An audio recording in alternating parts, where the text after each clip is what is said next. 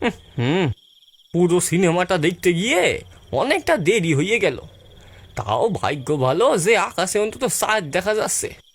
রাস্তায় যা অন্ধকার, কখন আবার টিনাদের আবির্ভাব হয়। না না, তাড়াতাড়ি বাড়ি যাই। সেদিন রাতে সিনেমা দেখে ফিরছিলেন অমলবাবু। রাত গভীর হয়ে যাওয়াতে সমস্যা নেই, সমস্যাটা হলো তাকে বাড়ি ফিরতে হলে ডাকাতকালির মাঠ পেরিয়ে যেতে হবে। ইদানিং এই মাঠে সকালের দিকে বেশ কিছু খণ্ড বিখণ্ড লাশ দেখতে পাওয়া গেছে, যার ফলে সকলের মনেই এই জায়গাটা সম্পর্কে দারুণ ভয় কাজ করছে। এই সেই ডাকাতকালীর মাঠ। না না, চারপাশে তো তেমন কিছু নজরে আইতাছে না। তাড়াতাড়ি পাশ আইলে মাঠটা পেরিয়ে যাই বাবা। এই মাঠ পেরোতে পারলেই রক্ষে। হন্তদন্ত হয়ে মাঠের উপর দিয়ে চলতে থাকেন অমলবাবু। যাক, মাঠ প্রায় শেষ হয়ে আইছে। আর একটু এগোইলে বড় রাস্তায় উঠে যাব। এই যা, এইটা তো লেবু লঙ্কা। দেখে তো মনে হচ্ছে টাটকা ফেলছে। আর লেবুর মধ্যে কি সব আঁকিবুকি আঁকা, সর্বনাশ করছে রে।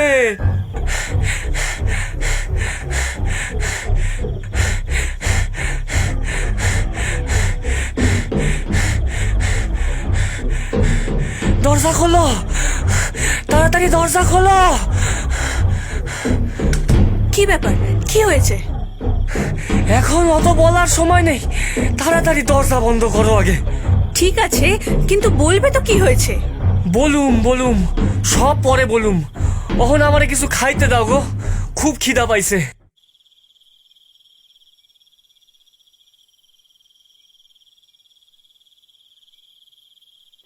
মানুষটা ছবি দেখে আসার পর থেকে এরকম অদ্ভুত আচরণ করছে কেন? কে জানে। কাল সকালে ঠিক পেটের থেকে কথা বার করব।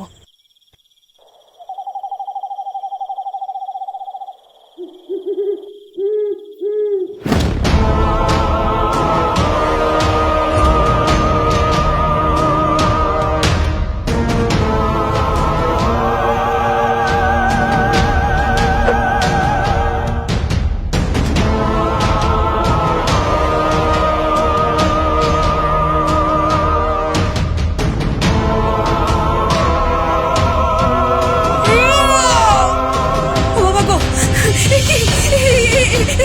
কি হলো? ও মা গো, বাঁচাও বাঁচাও বাঁচাও, কে আছো? বাঁচাও! কিরে লালু, অমলবাবুর ঘটনাটা শুনেছিস? হ্যাঁ রে, বিষয়টা নিয়ে কিছু একটা হেস্তনেস্ত না করলে গ্রামের সব মানুষদের কপালে ফাঁড়া ঝুলছে। পাশের গ্রামের কালীবামনির ঘাটের কাছে কোনো এক কাপালিক আস্তানা গেড়েছে। বিষয়টা নিয়ে একবার কথা বললে কেমন হয়? সন্ধ্যের দিকে চল তাহলে। সকাল থাকতে সন্ধ্যের দিকে কি করতে যাব? উনি সকালবেলা নিজের কুঠির থেকে বের হন না, তাই একমাত্র সন্ধ্যের পরই তার সাথে দেখা করা সম্ভব। লালু ও বলাই দুজনে যখন কালীবামনির ঘাটের কাছে গিয়ে পৌঁছালো, তখন সন্ধে হয়ে গিয়েছে। ঘাটের কাছাকাছি পৌঁছাতেই তারা দুজনে দেখল এক জ্বলন্ত অগ্নিকুণ্ডের পাশে বিশাল আকার চেহারার কাপালিক হোম করছে। কপালে সিঁদুরের মোটা তিলক, ঝাঁকড়া ঝাঁকড়া তার চুল। বাপ রে বাপ, এটাকে তো ভূতের থেকে কম ভয়ানক দেখতে নয় রে। চুপ, এখন কোনো উল্টো পাল্টা কথা নয়। ওং হ্রিং ক্রিং চামুন্ডায়। প্রণাম বাবা। তোমরা কারা? এখানে কি উদ্দেশ্যে? আমাদের গ্রামে বড় বিপদ বাবা। কি বিপদ? আমাদের গ্রামের ডাকাতকালীর মাঠে নানা ধরনের উপদ্রব শুরু হয়েছে, বেশ কয়েকজন মারাও গেছেন। তার সমাধান নিতেই আমার কাছে এসেছিস? আগে হ্যাঁ বাবা। এখনো অবধি ঠিক কি কি ঘটনা ঘটেছে শুনি একবার।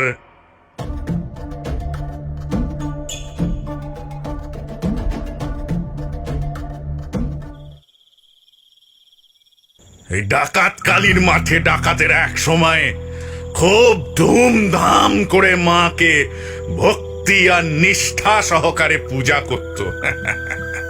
তারপর কালক্রমে ডাকাতেরা নিঃশেষ হয়ে যাওয়ায় পর পর সবকিছু যেন হাওয়ায় মিলিয়ে যায়। দীর্ঘদিন মায়ের পুজো হয়নি বলে গ্রামের উপর সহজেই অপশক্তির আবির্ভাব ঘটতে থাকে। আর এই অপশক্তিকে দূর করতে হলে মাকে তুষ্ট করতে হবে। বাবা, তাহলে উপায়? ওং হ্রিং হ্রিং ওং হং চামুণ্ডায় স্বাহা। ওম। এই হাঁড়িটা সন্ধ্যার পর যে কোনো সময় ডাকাত কালীর মাঠের ঠিক মাঝ বরাবর জায়গায় রেখে দিয়ে চলে আসবি। সব সমস্যা আপনা থেকেই মিটে যাবে। যা। প্রণাম প্রণাম নেবেন বাবা।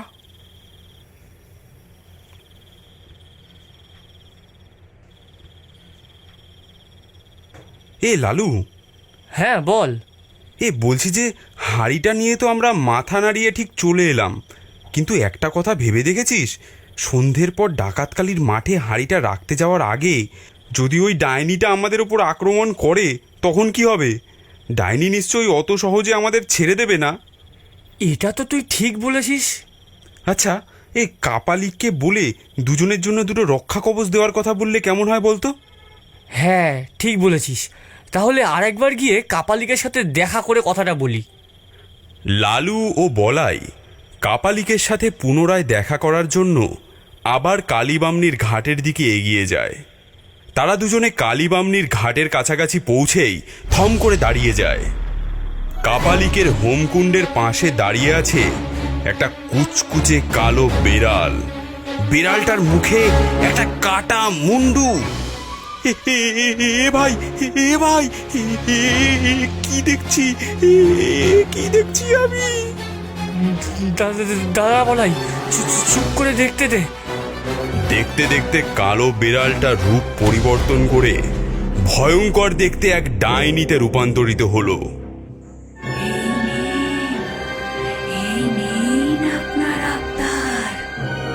দক্কে দক্কে থাক। আজ আমি আরো দুটো পাঁঠা পাঠিয়েছি বলির জন্য। দুটোকে বলেছি যে ডাকাত কালীর মাঠের মাঝে আমার দেওয়া হাঁড়ি রাখলে সব সমস্যা নাকি মিটে যাবে। ওরা এটা জানে না যে আমি এই কাপালিক, যে কিনা ওদের এক একটাকে ভোগে পাঠাচ্ছি। চিন্তা করবেন না, আমি তককে তককেই থাকবো।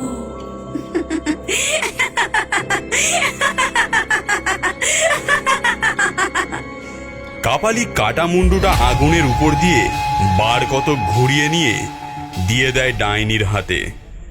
এই ডাকাত কালীর মাঠে ডাকাতেরা বড় কোনো ডাকাতি করতে যাওয়ার আগে মাকে নরবলি দিয়ে যেত। মা ছিলেন খুবই জাগ্রত। ডাকাতেরা কালক্রমে মিলিয়ে গেল। আমি সেই ধারাকে কেন্দ্র করে বলি দিয়ে মাকে তুষ্ট করতে চাইছি। আর মা যদি একবার তুষ্ট হয়ে যায় তাহলে আমি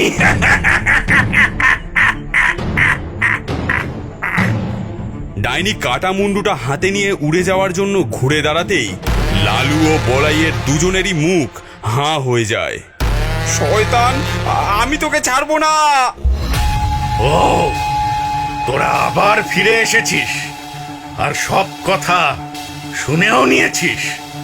তা ভালোই করেছিস। আজকে তোদের এই কালীবামনির ঘাটেই বলি দিয়ে তোদের শরীর দুটো ছুঁড়ে ফেলে দেবো ওই ডাকাত কালীর মাঠে। এই দেখছিস কি দাঁড়িয়ে দাঁড়িয়ে? যা, ওই দুটো টুঁটি চেপে ধরে নিয়ে আয়। ডাইনি কাপালিকের আদেশ মতো তৎক্ষণাৎ উড়ে গিয়ে লালু ও বলাইকে ধরে নিয়ে আসে। ছেড়ে দিন, ছেড়ে দিন, দয়া করে আমাদের ছেড়ে দিন। আমাদের মারবেন না, আমাদের ছেড়ে দিন।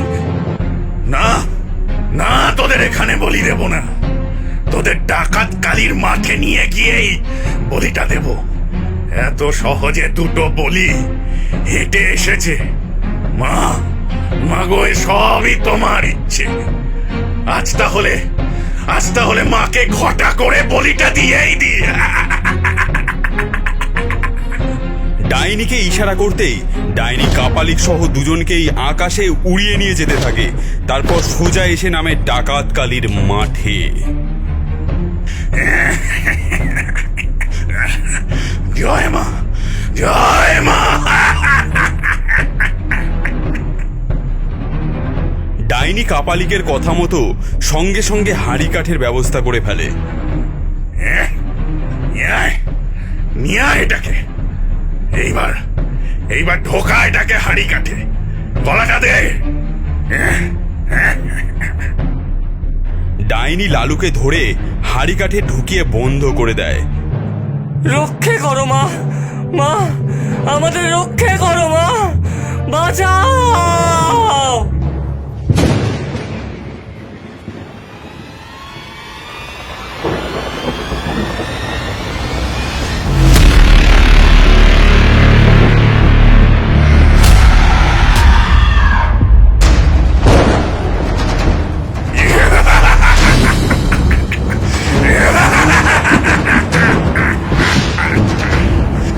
জয় মা।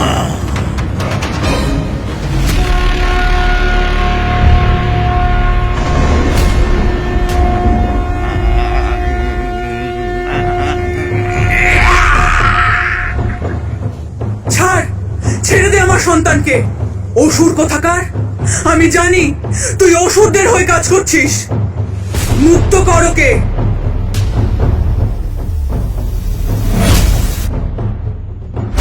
জয় মা, জয় মা, জয় মা।